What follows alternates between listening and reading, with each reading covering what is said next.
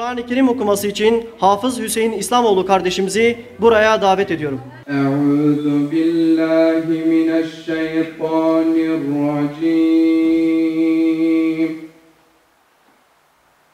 Bismillahirrahmanirrahim. Nahnu nakussu aleyke neba'ahum bilhak. İnnehum amanu.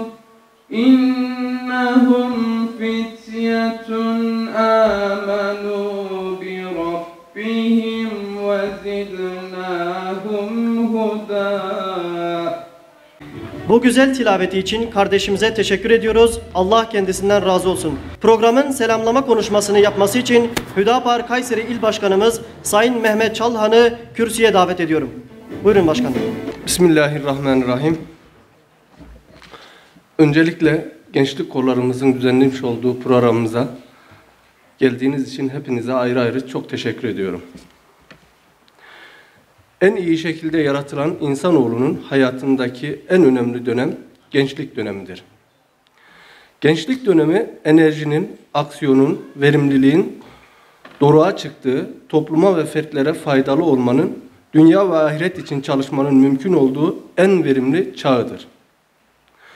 Bu gerçeğe Hazreti Peygamber sallallahu aleyhi ve sellem de işaret ederek, yaşlılık gelmeden gençliğin kıymetini bilin tavsiyesinde bulunmuş ve gençliğe verilen önemli bu şekilde belirtmiştir. İnsanoğlu kıyamet gününde gençliğini nerede ve nasıl harcadığından sorguya çekilmedikçe yerinden ayrılamaz. Gençlik büyük bir nimettir. İnsan Allah'ın verdiği bütün nimetlerden hesaba çekilecektir. Bu ayet ve hadislerden gençliğin önemi anlaşılmaktadır. Bu sebeple gençliğin değeri bilinmeli ve yaratılış gayesine uygun yaşanmalı. Gençlik Allah'ın emirlerine uygun geçerse dünya ve ahirette mutlu, huzurlu bir hayat yaşanır. Müslüman genç öncelikle kendisini tüm ilim silahlarıyla kuşandırır. Elde ettiği ilmi seviyenin yeterli olduğu kanaatine varmamalı. İlim yolunda hırslı, açgözlü ve son derece gayretli olmalıdır. İlim adamının bu psikolojik özelliği hadiste iş adamının psikolojik özelliğiyle karşılaştırılarak anlatılmakta. Adeta ilmi doyumsuzluk tavsiye edilmektedir. İki açgözlü kişi vardır ki doymaz. Biri ilim talep eden, diğeri de mal ve servet talep eden. Kendisini hem teknik, hem sosyal açıdan, hem tarihi, hem dini açıdan iyi yetiştirir. Okulda istediği ölçüde alamadığı, bulamadığı ama mutlaka elde etmek zorunda olduğu ilmi ve manevi seviyeyi okul dışında özel çalışmalarda, kitap, seminer, sohbet ve konferanslarda kazanmalıdır. Müslüman gencin ikinci özelliği özellikle de takvadır. O kendisini günahlardan uzak tutar. Sürekli Allah'ın rızasını kazanmak için çalışır, rıza-i ilahiyeye yakın ve şeytandan uzak olur. Onun tek bir hedefi vardır. Allah'a daha yakın bir kul olabilmek. Bunun için de tüm haramlardan sakınır ve tüm vacipleri de en güzel şekilde yerine getirir. Müslüman genç uyanıktır, çabuk kandırılmaz, siyasetle ilgilenir ve Müslümanların sorunlarını kendisine dert edinerek çözüm için çabalar. Genç adam maneviyatın doruklarındadır. Allah'ın sevgisi ve aşkına ulaşmak için en büyük eğlencesi Rabbi ile münacatıdır.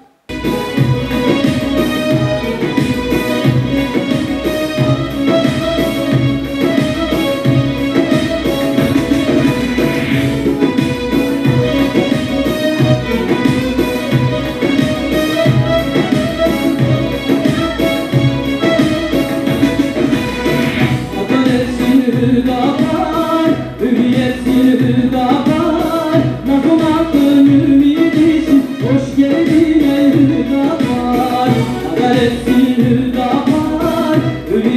hüdalar, Mazolan gönlümüz, hoş geldin ey hüdalar. Hakka gelen özgürlük civarındır senin, hakikatin yolunda hüdavardır senin. Seninle bir dağlar, ölürsün mazlumlar, bize seni gerek seni, hoş geldin ey hüdalar. Seninle bir dağlar, ölürsün mazlumlar, bize seni gerek seni, hoş geldin ey hüdalar.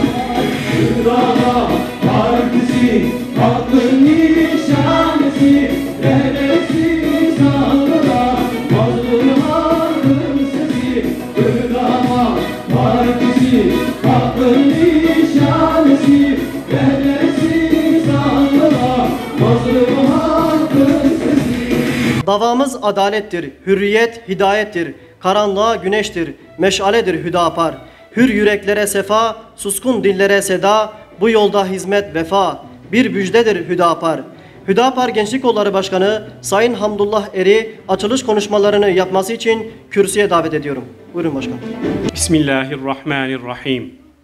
Allah'a hamdolsun. Yeryüzünde zulmü ve haksızlığı ortadan kaldırıp hakkı ve adaleti hakim kılan Peygamber Efendimiz Hz. Muhammed Aleyhisselam'a salat ve selam olsun. Aziz İslam'ın adalet, özgürlük ve tevhid mesajını omuzlayıp yeryüzüne hakim kılmak için mücadele veren önderlere, rehberlere ve fikir adamlarına selam olsun.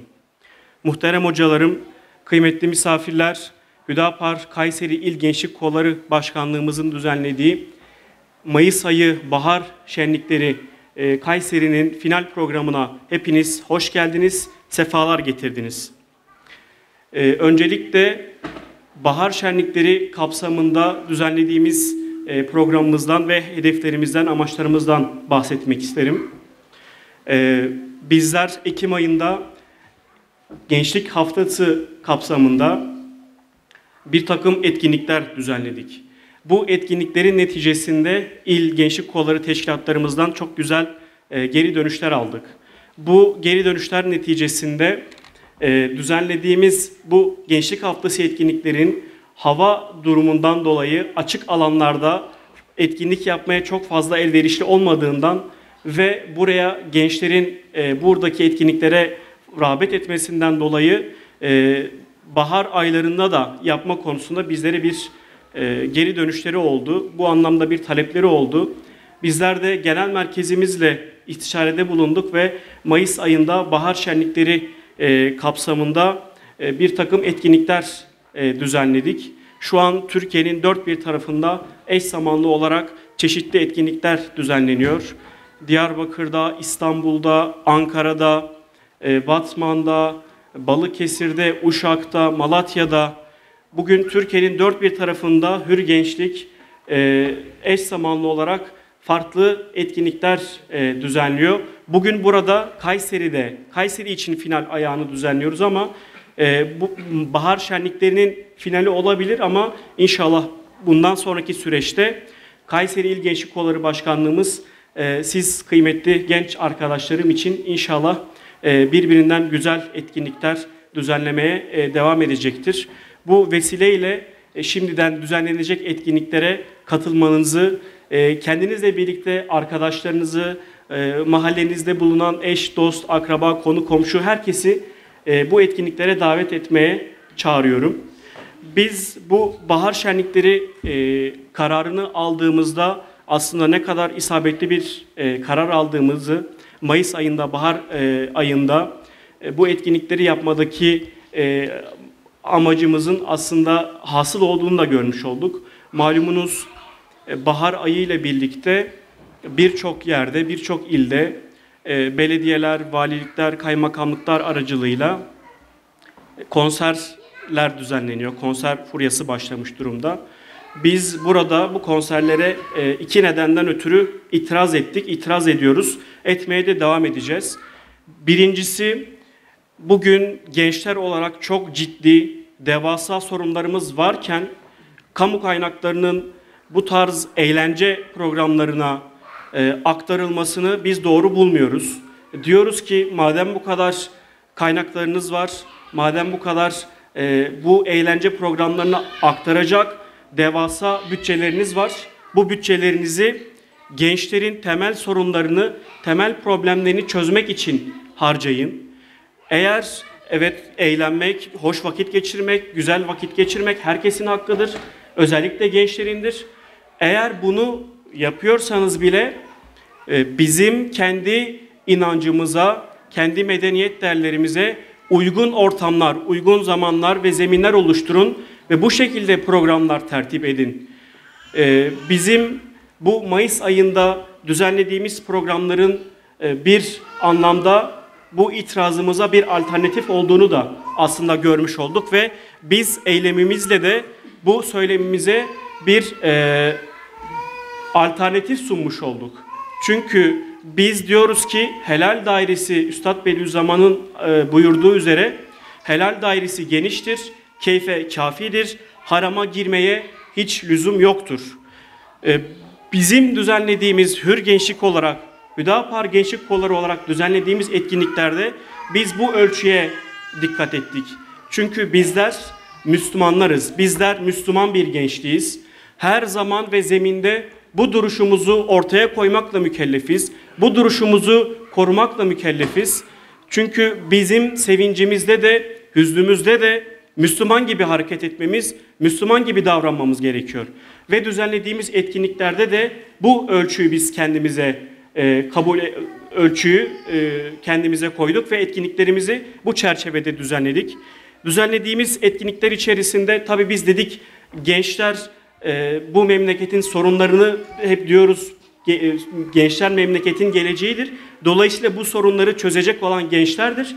Bundan dolayı da biz diyoruz ki sadece eğlenceye odaklanmış, sadece eğlenen bir gençlik istemiyoruz. Böyle bir gençlik tasavvurumuz, böyle bir gençlik tahayyülümüz yok. Bundan dolayı düzenlediğimiz etkinliklerde bir taraftan hoşça vakit geçirebilecek, eğlenebilecek etkinlikler var. Diğer taraftan da kültürel anlamda da gençlerimizin kendilerini yetiştirebilecekleri, geliştirebilecekleri etkinliklere yer vermeye çalıştık. Bu kapsamda şiir, makale, resim yarışmaları, satranç turnuvaları, masa turnuvaları ki bu akşam da burada masa turnuvasında ödül kazanan kardeşlerimizin ödülleri takdim edilecek. Kayseri İl Gençlik Kolları Başkanlığımızın tertip ettiği. Diğer taraftan bisiklet turları, doğa yürüyüşleri, kitap okumayı sevdirecek etkinlikler, diğer taraftan çevre bilincini geliştirecek, gençlerde çevre bilincini geliştirecek ve oluşturacak etkinlikler oluşturmaya gayret ettik. Ve dolayısıyla biz diyoruz ki gençlerin hakkıdır hoş vakit geçirmek, eğlenmek ama bunu helal dairesi içerisinde, meşru daire içerisinde yapmamız gerekiyor. Bizim için Aliya'nın ifade ettiği üzere, bilge lider Aliya İzzet Begoviç'in ifade ettiği üzere İslam iyi, doğru ve güzel olan ne varsa onun diğer adıdır. Dolayısıyla burada da iyiliğe, doğruluğa ve güzelliğe dair yaptığımız her şeyi bu ölçüyü gözeterek Müslümanca duruşumuzu ortaya koyarak biz bunu düzenledik bu etkinlikleri.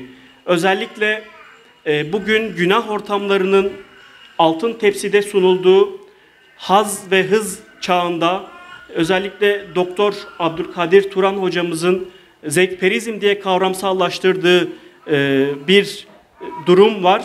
Özellikle gençleri zevkperizme kendi haz duygularına tapmaya teşvik eden ve bu ortamları da ücretsiz ve bir nevi altın tepside sunulan böyle bir zamanda bizler Müslüman duruşumuzu korumakla mükellefiz.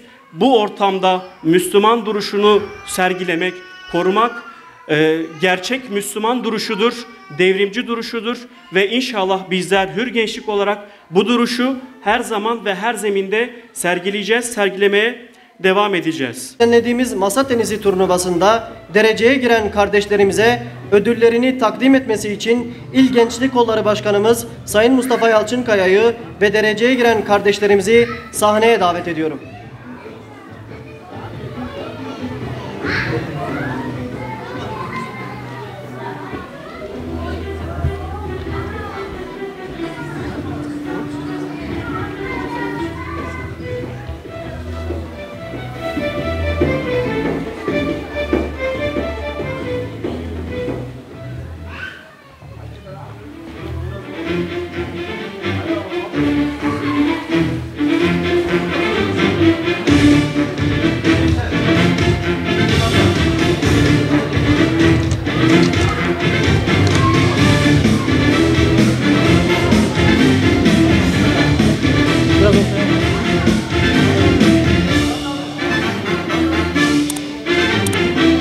Yürümek isteyene